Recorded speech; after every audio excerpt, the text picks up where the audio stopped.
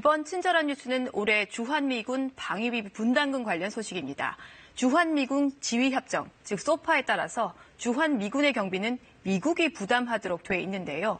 하지만 우리 국방력 일부를 담당하기 위해 한국에 주둔하는 만큼 우리도 일정 부분 부담하고 있습니다. 이 방위비 분담금이 그 돈입니다.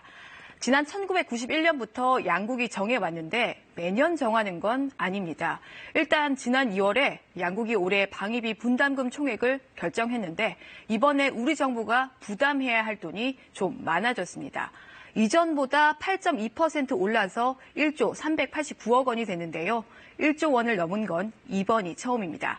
남북관계가 경색됐다고 평가받는 이명박, 박근혜 정부보다 인상률이 높습니다. 그런데 이렇게 오른 이유 석연찮은 부분들이 있는데 하나씩 짚어보겠습니다. 저희 KBS 취재팀이 확보한 제10차 방위비 분담 특별협정 국회 비준동의안의 일부 내용입니다.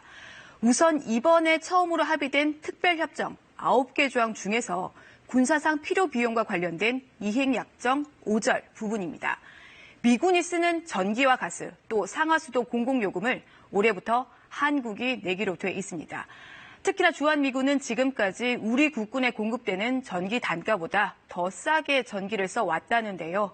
그래서일까요? 주한미군 1인당 전기 사용량이 국군 장병 1명 사용량의 10배에 달하는 지경인데 이 비용을 우리 정부가 올해부터 부담하는 겁니다. 여기에다 미군이 씻고 빨래하고 화장실 청소하는 것까지 방위비 분담금으로 해결한다는 겁니다.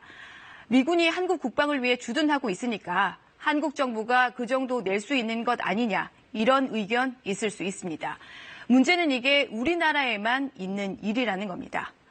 또 다른 문제 살펴볼까요?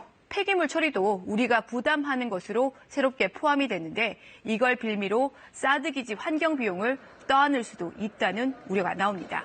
그 의견 들어보겠습니다. 반한 미군 기지도 당연히 미측이 정화하는 것으로 우리는 이해하고 있었는데 지금 상당한 사회적 논란으로 이어지고 있습니다. 사드도 방위비 분담금으로 끌어안을 경우 전체적 비용도 우리 측이 부담하게 된다는. 네, 또 이번에 처음으로 주한미군의 상시적 또는 일시적 주둔을 위해라는 문구가 협정안에 추가가 됐는데 주목해봐야 할 게 이 일시적이라는 부분입니다. 해외 미군이 한반도에 주둔하기 위해서가 아니라 일시적으로 올 경우에도 비용을 부담할 수도 있다는 의미입니다. 이 비용까지 왜 우리가 부담하는 것인지 의문이 생기는 거죠. 그 의견 들어보겠습니다.